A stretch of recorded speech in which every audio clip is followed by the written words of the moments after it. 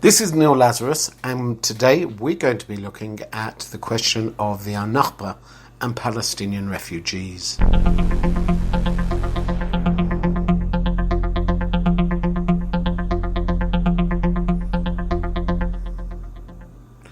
So welcome to another podcast, and first of all I wanted to thank and welcome all our new listeners who have joined us. I've been advertising a little bit on Facebook and Twitter and other social media accounts I have. A lot more people listening. So first of all, welcome. Second of all, you're encouraged to join in the debate discussions. You can post any comment you like as long as it's respectful, or perhaps both, on my Facebook page or on my Twitter account, Awesome Seminars. Anyway, as the violence continues between Israelis and Palestinians, and especially over the Gaza Strip, I think we need to look at and spend more time on the question of the Palestinian refugee problem. Many people have been writing to me and also asking me in the seminars which I hold to discuss a little bit more about where it came from and what are its causes. Now, a couple of things. First of all, in a podcast of just a few minutes, I'm not going to cover the whole subject. You could do a semester here. My hero, the Gaon, if you like, for a little bit of Hebrew there, of the hero of this subject is Benny Morris. Now, if you're very patient, Benny Morris originally wrote a book called 1948, The Palestinian Refugee Problem, Crisis. It's about 600 pages, and it goes through every village, where, why, what, and how. So if you're keen, definitely you can look at that. Second of all, what's interesting about Benny Morris as a writer and a historian, and he certainly fits into the ilk of revisionist historian, in other words, asking some of the questions which weren't first addressed by the classical Israeli narrative, is I think he starts to change his mind and change his position. And certainly I would suggest reading, if you want a slightly shorter book, his book One State, Two State, where he actually somewhat depressingly talks about his cynicism and whether peace is possible, and refers again to the refugee problem. See, people often ignore the question of the refugees, and if you listen to first of all the debates which are going on at universities, I think the shouting has changed. It used to be, for a two-state solution. Now, many people are just shouting, and I heard this recently at a university I spoke at, we don't want a Jewish state, we want 1948. In other words, a total denial of Israel's right to exist, a total denial of Jews' connection to the land, which is definitely a stage back. I think it's interesting when we talk about the refugee problem to perhaps start with the UN definition. The United Nations defines a refugee as a person who, owing to a well-founded fear of being persecuted, is outside of his country of his nationality. Now, again, whether that applies to third, fourth generation Palestinians, I'm going to question a little bit later. What we're going to see is that the uniqueness of the Palestinian position is that the United Nations for Palestinians defines a refugee as anyone who is a descendant of someone who left this area in 1947 and 1948. That's going to change the numbers, but I'm jumping ahead. No one can agree who is to blame for the Palestinian refugees. And again, if you listen to two different narratives, often on campuses and also just the polemics of social media, you'll hear the Palestinians say that Jews expelled the Palestinian refugees and Israel is at fault in that. There was ethnic cleansing. What's interesting is the Israelis claim exactly the opposite. They say that Arabs rejected the 1947 UN proposal and there's the Arabs' fault. Look, the reality is, I think what we can possibly do is try and define four different reasons. And this is what I love.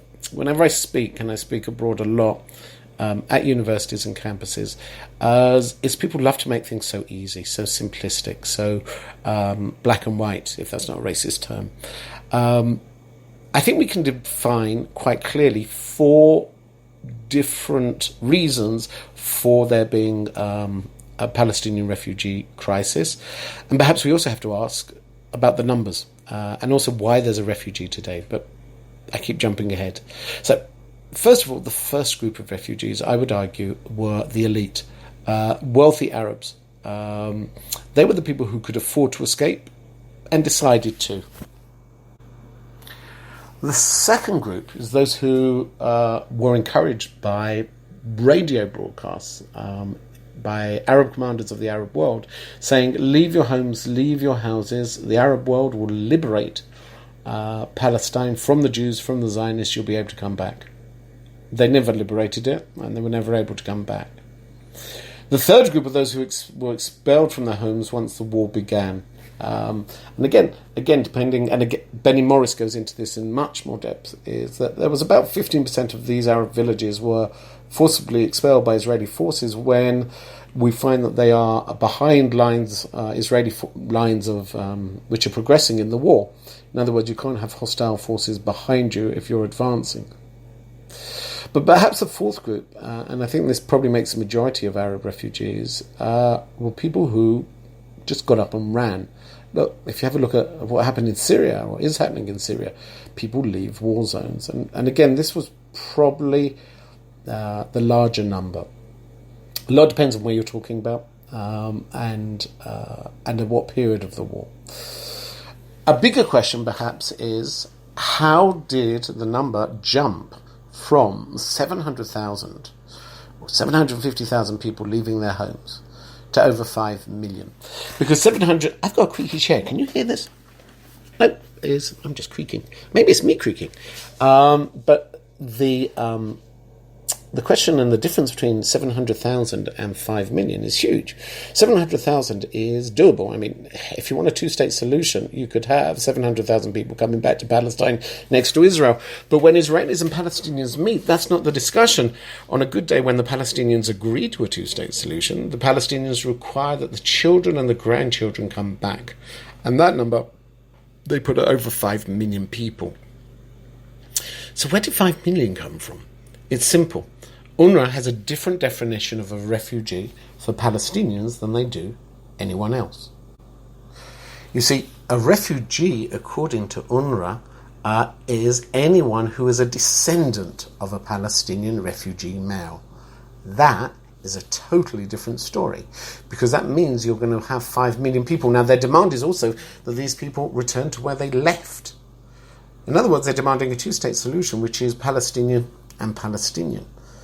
That, I think, is the heart of the problem. You see, if Israel is expected to give up land, the Palestinians' compromise will have to be on the right of return. You can yell and shout that people are going to return, but and some of them have the key to the house, and the house doesn't exist anymore. The reality is, if compromise is going to be made on land by the Israelis, Palestinians will have to make a compromise, which is on the right of return. Yeah, I would argue that there won't be any leader that can do that, because the whole essence of Palestinian nationalism is based on a lie, which is, you are a refugee. You are a legitimate refugee, even if your grandparents left Palestine. It's a bit like that Passover saying about, you should imagine it's as if you came out of Egypt. Sometimes we're a little bit more similar than we like. But the reality is that today we are stuck with this mythology of the right of return for third, fourth generation, which is at the heart of the Israeli-Palestinian conflict. And note, the demonstrators or rioters that were coming over the border at Gaza, they were shouting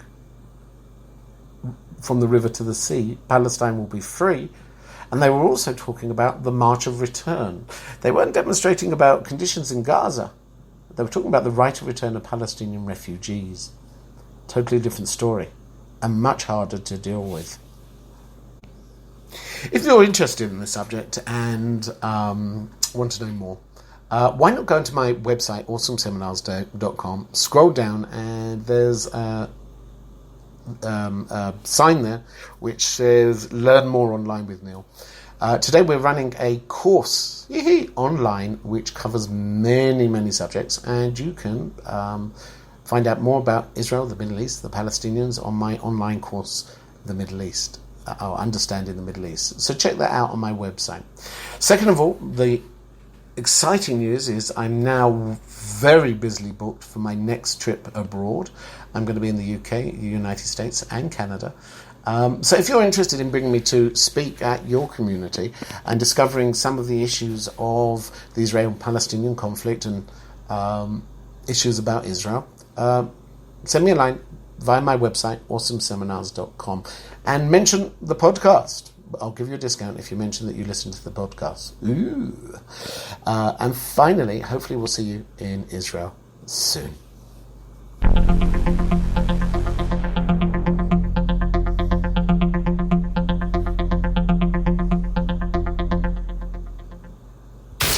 You're listening to Middle East expert and keynote speaker Neil Lazarus, live from Jerusalem.